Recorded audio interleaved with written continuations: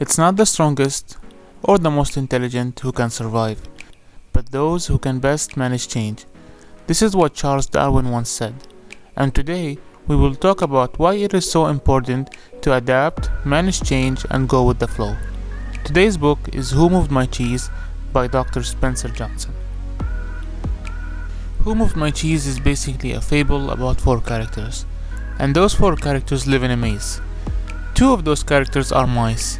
Their names are Sniff and Scary, and the other two are little people and they act very much like normal people. Their names are Him and Ha. The mice and the little people living in the maze loved their cheese so much. Sniff, Scary, Him and Ha worked really hard to find a place that was full of cheese, and this place was called Station C, and this station became like their haven. Going to Station C became like a habit for the characters. Every day they would just wake up, put on some clothes and just head on for Station C. The only difference between the mice and the little people was that the mice noticed that the cheese was disappearing slowly. The little people, they were way more relaxed and they thought that the cheese would last them forever. One day, when Sniff and Scary arrived at Station C, they found that the cheese was completely gone.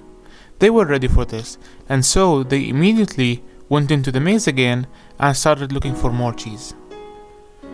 In the meantime, Him and Ha arrived at Station C, and they were completely shocked that there was no more cheese in Station C. They felt betrayed, and they started complaining and wondering who moved their cheese. They didn't move, and they kept hoping that if they waited here, cheese would be put back in Station C somehow.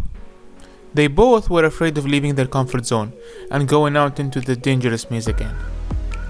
After some time, the mice found a new station that was way bigger than Station C and it was full of cheese. This new station was called Station N. And on the other side, Ha took over his fear and he went out into the maze again to find new cheese. And after a lot of hard work, fear, and feelings of uncertainty, Ha found Station N, where he was welcomed by Sniff and Scary. So Ha wanted to help his friend Him to get into Station N, so he wrote many quotes and pieces of advice on the walls of the maze to try and guide him into his journey to find Station N.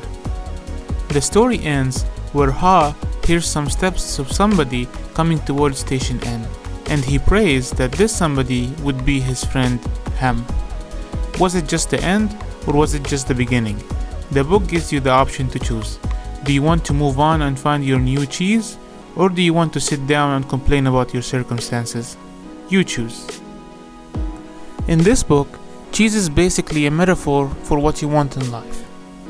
Whether it was a good job, loving relationship, money, health, or maybe spiritual peace of mind. And the maze is where you look for what you want in life. It could be an organization you work for, it could be your family, or it might be your community. And the core message of this book is that things change constantly, so we must adapt and move on. And I'll give you guys a second to look at the quotes that Ha left on the wall for his friend Him if he ever left his comfort zone. Let's take an example. I have two friends who drive taxi cabs. John and Lane are two brilliant men who love their jobs. However, with Uber company appearing on the scene, the need for taxi cabs was reduced significantly. John had a different mindset than Lane. He learned that change happens, so he better accept it if he wanted to stay happy and successful. So he always was up to date with all the news, and he knew that there was a potential move to replace cabs. He decided to move with the change, sell his taxi cab for a lower price, and use his other car to work with Uber. He was able to make up for his loss in the taxi cab as he was one of the first people who worked with Uber. He got paid well before a lot of people jumping in. On the other side, Lane didn't accept the move from Uber.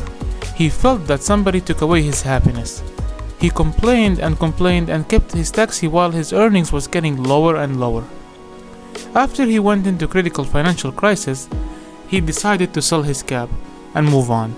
He learned that he needed to be more flexible and fluent with changes as technology is growing faster than ever.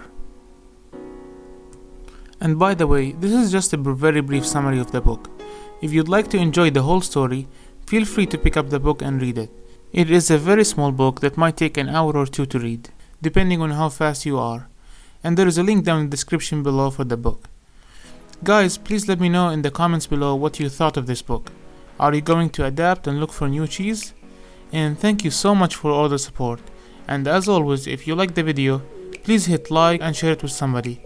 If you haven't already, please subscribe and we'll see you next time. Bye bye.